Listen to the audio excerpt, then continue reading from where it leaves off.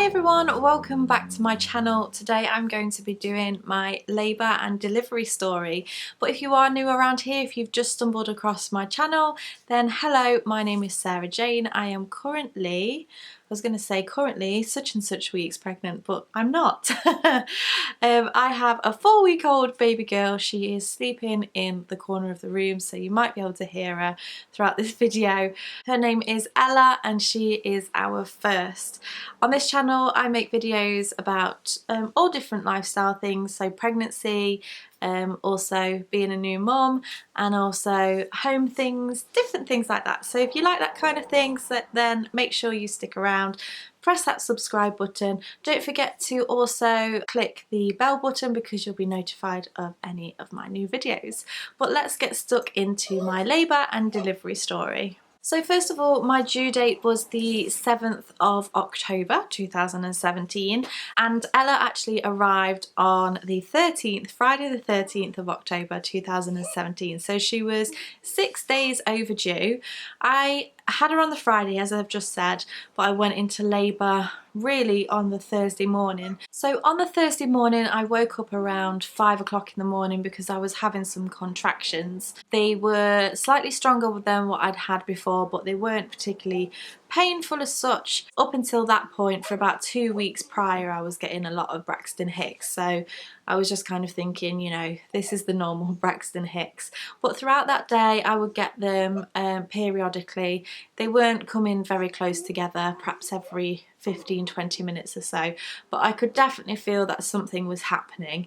And I also knew that day that I was going for my second sweep. So I'd already had one a couple of days prior, but I was having my second sweep around 2 o'clock in the afternoon. So my husband and I went off and had the sweep. The second one was definitely a bit more painful than the first. I think she was a bit more aggressive on the second one, and she had told me that I was 2 centimeters dilated, which was an improvement from a couple of days before where I was 1 centimeter dilated. So she thought that the fact that I was having these contractions and the fact that I dilated even more was very promising. So yeah, we left feeling, you know, pretty optimistic that something might happen. I'm having to hold her now because she's woken up. I'm trying to get her to sleep in my arms. She's very noisy, so please just bear with me. So yeah, we left the midwife feeling quite optimistic that things might happen, and pretty much actually after I'd had the sweep, the contractions started coming faster and faster. So around, must have been about 5-6 o'clock at this point, they were really coming on quite strong now. I was using my bouncy ball to try and ease the pain. I was using my breathing techniques because I had practiced hypnobirthing. I was using my breathing techniques to get through the contractions, but they were coming quite quickly. So they were coming every 1.5 minutes to 2 minutes, but only lasting around 30 seconds. And obviously when I've been to the classes, they've always said they want to come every 1.5 minutes to 2 minutes, but last for 60 to 90 seconds. So at this point I was thinking, you know, they're not strong enough, they're not long enough, let's wait a little bit longer. But when they continued to keep being a minute and a half between them, I rang the hospital and said, you know, this is what's happening, and they said no, they need to be lasting much longer. Take a paracetamol, go have a bath, go have a shower, or use some hot water bottles, basically use some heat to try and use it as pain relief. So I did that. I had some paracetamol. I think I had a shower first, just to try and ease the pain, and then it wasn't until later on that I actually had a bath, because I'd rang them a couple of hours after. It must have been about 8-9 o'clock, and I rang them and said, you know, they're still coming every minute and a half, but now they're lasting for around 50 seconds. And they said no, they need to last a lot longer. So I went in the bath, I got on the bed with some hot water bottles, and when I was lying on the bed I just started violently shaking with these contractions. I just couldn't stop myself from shaking. This was about around midnight, and I rang, well actually Anthony rang the hospital. They were still coming every 1.5 minutes, lasting for 50 to 60 seconds. But we just said, look, you know, I've got these shakes, they are really intense, and I've had paracetamol, I've done everything I can to try and ease the pain. Can we come in? So they said, yes, you can come in. So around 1 o'clock in the morning, I arrived at the hospital. I went to the QMC in Nottingham, and they examined me, and I said to her, if you tell me I'm 3 centimetres dilated, or only 3 centimetres dilated, I'm gonna cry. And she went, you are 3 centimetres dilated. I was like, oh no. I thought she was going to send me home, but she didn't. She got me into the room. At the QMC, you've got the labour ward, and then you've got what they call the sanctuary, which is the midwife-led ward, which is where I wanted to go because I wanted to have a water birth if possible and use my hypnobirthing. It turns out that the sanctuary was full, but they did have a very similar room on the labour suite with the pool. So we went through there, I got changed, and I was leaning up against the couch at this point, so on the floor, leaning against the couch, trying to breathe through my contractions. And at this point I said, could I try the gas and air just to take off the edge a little bit? And the gas and air was marvellous. I know that some people don't get on with it, but I actually found it really quite helpful. It just kind of took the edge off for me. So I was in this position, I was feeling a little bit better with the gas and air. However, I started at the end of each of my contractions pushing.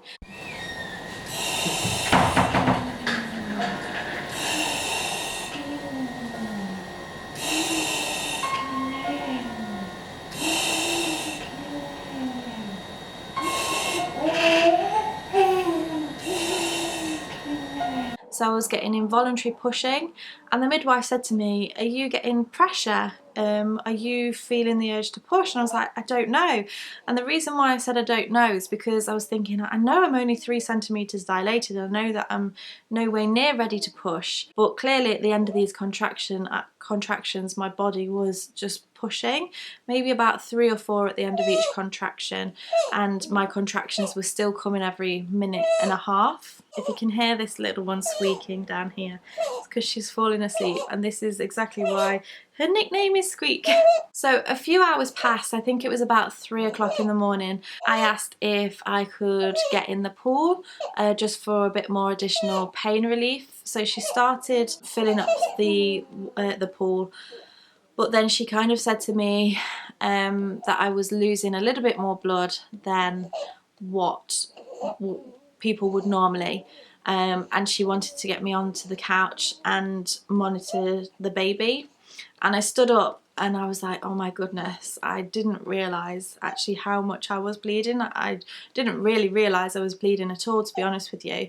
So that was a little bit scary. I got onto the couch and they hooked me up, and I kind of knew at that point that a water birth was out the window, because they needed to keep an eye on me to make sure everything was okay, and everything was okay with Ella. Another hour passed and I was still getting these involuntary urges to push.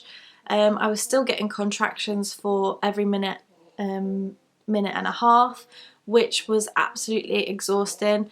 And at this point I kind of felt a little bit of a failure, because I wanted to do my hypnobirthing and I wanted to just have gas and air, but at the same time I was open to other things that were, you know, happening. And we knew at this point as well that Ella was actually back to back, which is why my body was involuntary pushing, because it was trying to turn her into the right position.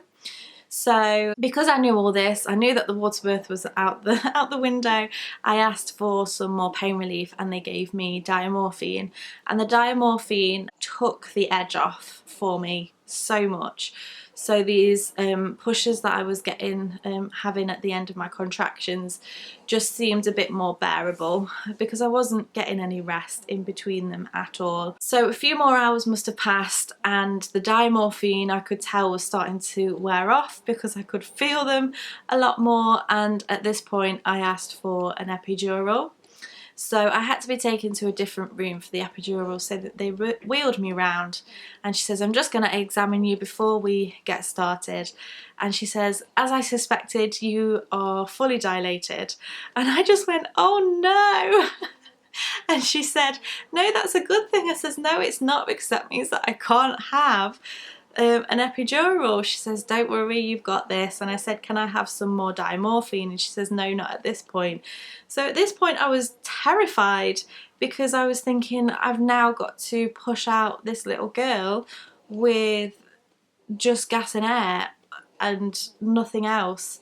And I was just so exhausted from all this pushing that I'd already been doing, that when it came to actually pushing, I was stopping myself. I just wasn't pushing at all. I was just so tired and scared, quite frankly, to experience even more pain. At this point, my midwife actually went on a quick break. She went on a 15-minute break, and another midwife came in, and they were still encouraging me to push. But she then took the gas and air off me, because she said that I wouldn't push if I had the gas and air. And that terrified me even more. I was thinking, you want me to do this without anything, like completely nothing? Because I felt like the gas and air was just taking the anxiety off for me. But anyway, my midwife came back in and she gave it straight back to me, so that was much better. I was trying to push her out for over an hour, and at this point Ella's heartbeat was dropping slightly during my contractions. So they decided at this point that I needed to have forceps to deliver her. So I had an episiotomy and forceps to deliver her, and she was born at 7:43 in the morning. So I'd arrived at the hospital at 1 o'clock that morning, and she was born at 7:43, and it was just the most amazing experience ever. I remember when her head was out, the doctor said, her head's out, do you want to feel it? I said, no, absolutely not.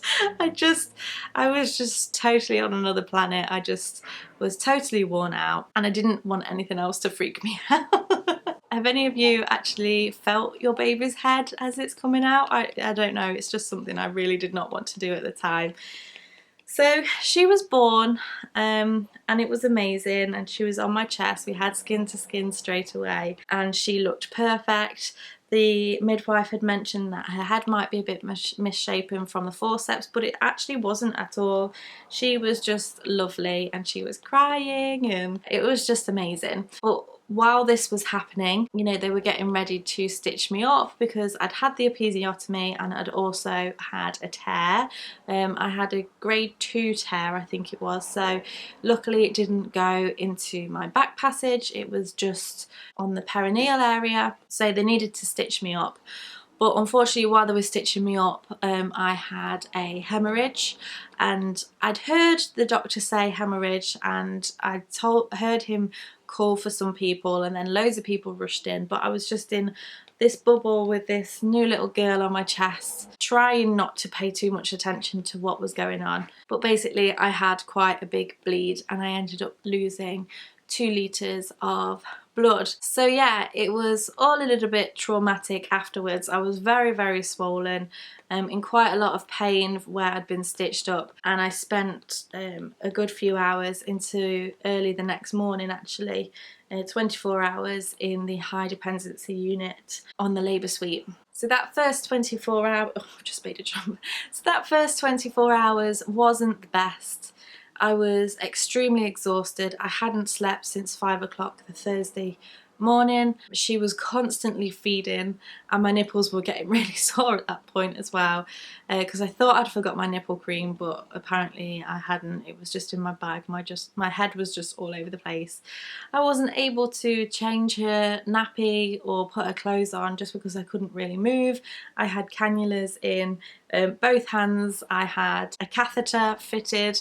And as I say, I was really swollen down below, so I wasn't very comfortable at all. We ended up coming home around 7:30 on the Saturday, so in that whole period of time that my labour had started on the Thursday morning, I'd had 2 hours of sleep, and that was because the midwife took Ella off of me for a couple of hours while I got some sleep, because she just could see that I was absolutely exhausted.